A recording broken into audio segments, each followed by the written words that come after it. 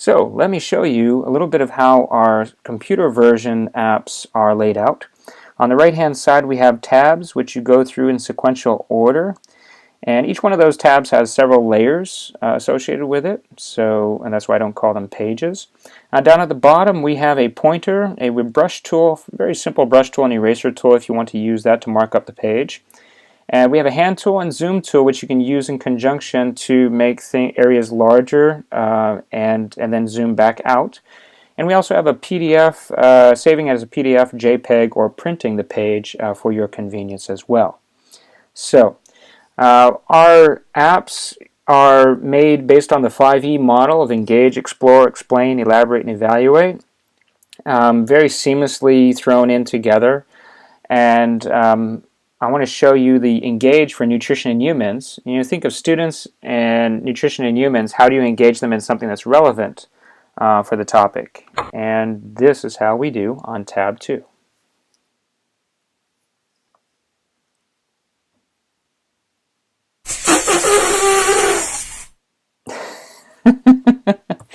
Now, as you see, that definitely should engage your students in the topic of nutrition.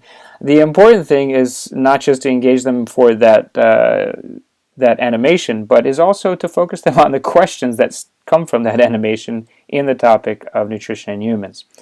And what I wanted to show you on the next following pages is that we have layers of interactivity on a tab. In this one, what are nutrients, on tab 4, we have actually 7 different ones that we can click on to open up several layers. I'll give you one example as proteins. We have just enough text to show you the layout. We have a question guiding the reading of more text, and I click on that to flip it over. And then we have a complementary visual which shows the piece of meat going down to the cellular level and down to three-dimensional folds of protein, to primary structure of protein, polypeptide, and down to an amino acid. And so I can do this with various others. If I wanted to click on water, I have another bit of information, text here, a little think icon. It says guiding by the question. There's a little bit more text here. This one, of course, also flipping it over for more information. So as you can see, we've kind of hidden the layers of text so students aren't overwhelmed with text at all when they're going through this. I want to jump to tab 6 to show you what a checkpoint is within our ebook apps. And this one is really for students to self-assess what their knowledge is and what they've learned from the previous pages as well. If it drops in when I'm dragging it, it's correct. If it snaps back, it's incorrect. So immediate feedback on which one they have gotten right or wrong. And this one has several layers for them to be able to check their knowledge on. I wanted to jump to tab 10. And in tab 10, we have so much information. This scroll down diagram, at every level there's a play video, so I can actually start a video that's embedded with it. I can close that out by closing the X.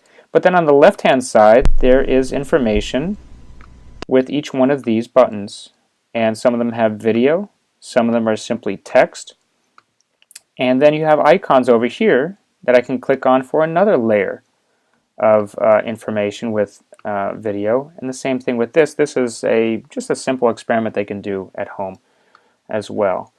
And I scroll down this diagram and I can reveal even more and more information with each different part of the digestive system. If you notice on the left hand side, more information, different information is showing up as matching up with what's going down in the scroll down.